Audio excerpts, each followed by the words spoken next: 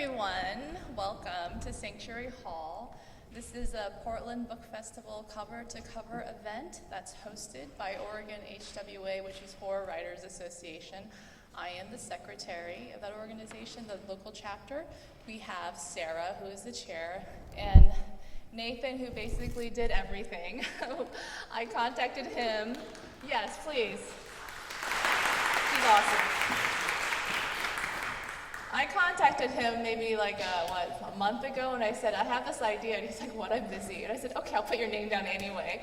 And, he's been great. He organized so much of this, and this is going to be such a delightful experience. You saw some of our rehearsals, our practices, so you know that there's going to be stories told, but also beautiful music provided by our talented local performers. So I'm really excited to share that with you all. I did want to note that the performance area will be recorded, so if you do not want to be on camera, do not rush the stage. If you want to be on camera, you can rush the stage, but that will cause other problems beyond recording. And I'm going to read this little statement that we read at all of our cover-to-cover events. Hello, everyone, and welcome. Thank you for coming out to attend this event, which is an official part of the Literary Arts Portland Book Festival cover-to-cover program. Literary Arts is a nonprofit literary center with a mission to engage readers, support writers, and inspire the next generation with great literature. I hope you all were able to go to the Portland Book Festival yesterday. Hi, I'm Sarah Walker, and I'm a writer and an artist, and my day job is teaching anthropology. I've got some stuff coming out, Winding Paths, which will have an actual game you can play, coming from Demagogue Press on December 10th, and then I have a bunch of illustrations and a couple stories in the Weird Fiction Quarterly coming out in the next few days, hopefully. And this is Obadiah Baird, and he did Audient Void and lots of cool stuff at the book bin. Do you want to say anything? Nope. Okay. This is for my brother and for my aunt.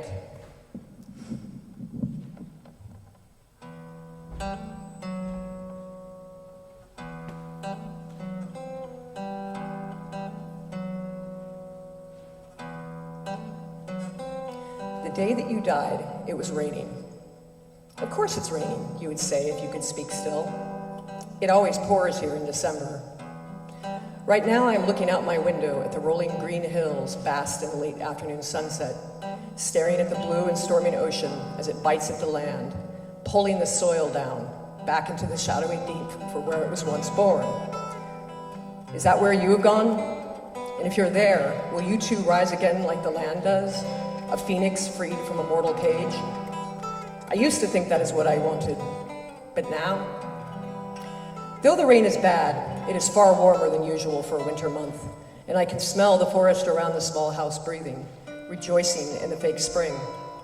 The scent is a sweet green pine mixing thickly with the foggy waterlogged air, and it makes it feel like the water is both falling from the sky and coming up from the earth. And that is when I understand that the ending of the ocean does not really exist. Not really. No, the line between sea and land is not so easily or clearly marked. It might appear that the waves don't reach much beyond the shore there in the distance, but the truth is they do. Anyone living near the water will tell you that. And those waves are touching me right now, even as they are touching you, even though we are apart. Those waves are everywhere, even at the heart of the world's driest desert. Outside my window, a bird is trying to fly in the dwindling storm, trying to catch an updrift to rise up to where the clouds are starting to part. Its flight makes me imagine how the ocean's reach travels across the world with that wind that the bird rides, each droplet picked up, the ocean's water beating into droplets that cover the wind-blasted trees. It is the ocean showing us who has dominion here, and it is certainly not the land. Death is the same. Death has dominion on this planet, not life. And though it feels the end of it all, and it feels sudden, in fact, there is no clear line of demarcation between life and death, though we like to imagine that there is. Instead, there are gradients, like a wheel that the ancients used to visualize the year's passage. After you left earlier, I walked down to the beach talking to you, even though I knew that the morgue had come and taken you away. I knew you were gone, but I could still feel you next to me, listening. You're most definitely dead, aren't you? Are you? I know that you are dead because I saw them enter your room. I know that you were dead because I watched as they checked your pulse, your eyes wide and staring. I know that you were dead because I could see as they carefully rolled you up with a white sheet and placed you on a gurney. And I watched as they pulled you down the hallway of our tiny cabin, out into the yard blooming with great red rhododendrons that you had planted, splashes of blood on the verdant greenery. And I know you were dead because I watched as the raindrops seeped onto that white sheet, making your eyes and pale face outlined by moisture. And it was the same mist that clung to me as I stood watching and crying. But you were dead. You did not pull the sheet from your face. You did not comfort me. You did not tell me it was going to be all right. You just lay there in the cold rain, silent. Dead, they began to push you into the transport car. That wasn't a hearse, but at least it was black. And it was fitting then that the rain came down so heavily. One of the morgue attendants cursed in displeasure as he slipped sideways on the slick path, almost falling before catching himself with the side of the gurney, almost making you go slipping off too. "Damn it," he yelled.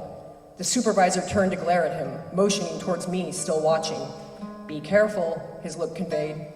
The attendant shut his mouth as if he'd blasphemed in a church. "Sorry, sir." But I really didn't care. He needn't have apologized, and you would not have cared either. You would have laughed at the preposterousness of the whole thing, the slapstick of him slipping and falling, of your now unoccupied body almost spilling out onto the driveway. They handed me the paperwork then, and though I nodded where I was supposed to and signed at the appropriate spot when they asked me to, despite this finality, despite this underlining of your death, all I could think about is what you had told me the night before, that you would come back to me if you could. And then you told me that someone had been tapping on your window, not just that night, but for weeks. It was well past midnight, and as we live in the middle of nowhere, I told you to never mind it. Still, I checked both inside and outside the house. The bottom of the window was easily 7 feet off the ground. There was no way anyone could have been there trying to get in. I told you all of this in a voice as even as I could muster, and I told you that it must be the morphine making you dream while you were awake. Despite this, though, you insisted I was wrong. You insisted it was someone that you knew. You insisted they wanted you to come out into the warm night. You said they were calling from the ocean. I wept all night after hearing that, and only when the night began to gray from the dark storm black of the evening did I fall exhausted into a fitful sleep. I had nightmares of water creeping into the house, and with it some presence, something ancient, something dark, with bony fingers long and thin, reaching for you and reaching for me, and where it touched, obsidian flowers bloomed. I awoke in a panic, the sound of someone tapping on the window. I sat up and looked, but of course no one was there. But still, I had to sit for a minute, forcing myself to take deep breaths before I was even able to stand up and go check on you. That is when I found out that you had passed. Now that I think about it, I think I already sensed something was happening, something out of any kind of reality that I had known up to that very moment. It started the day that you were told you were dying. This evening when I arrived at the beach, after they had taken you away, high tide was coming in. The sky was split down the middle, half near landside, a brutal shade of purple and darkest gray. But out at sea, the clouds were gone. And in the distance, I could see the sun slowly sinking beneath the waves, the red and orange covering the waters out there, while on the shoreline, the scattered light caught bits of rain that clung to the seagrass, making the blades sparkle like jewels. I looked for you out there, I'm ashamed to say. What am I becoming in my old age, I ask you in my mind?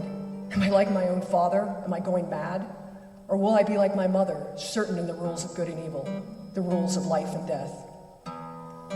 In this winter's darkness, I am not sure I am either. But I'm straying from telling my point in writing you this, you who read this, whether it be my dead wife or a neighbor finally come to check on me when I don't show up at the store for days. You must carry this weight now. You must be the one to know that gods exist still. They just might not be what you have been led to expect. And as I stood there on that darkened shore, what I was thinking I do not know, I suddenly had a vision, or was it a hallucination? Out in the waves, I saw you swimming. You were no longer skin and bones from the cancer. You were no longer in pain. You were a luminous, glowing white, and your eyes were the color of lava under Arctic seas. And you looked at me as I stood there, and I know you saw me too, because I heard you in my mind then, in a voice like 1,000 hollow bottles as a cold wind blows across them. You told me that she had come for you. You called me to join you. You called, and you called, and you called, and so I ran. I'm writing this now in the dark, a single candle flickering with an unseen breeze. In winter, night falls so completely and so very, very fast. Why am I using a candle, you wonder?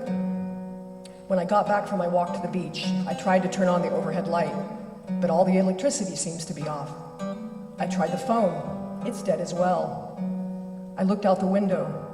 I can't see the ocean anymore. I do see the morgue car, and I understand suddenly that they never left. I went outside to look and found all the doors open, but everyone is gone. There is no moon tonight. I am back inside, and I have locked the door. I'm scared. I am terrified. And I can hear it roaring, the dark mother of the deep singing, and she is ravenous. The dark always is. And I know that you are returning tonight for me. I will finish this letter, but now that I'm done, I don't know who I wrote it for. I guess I knew it would be seen as a suicide note of sorts.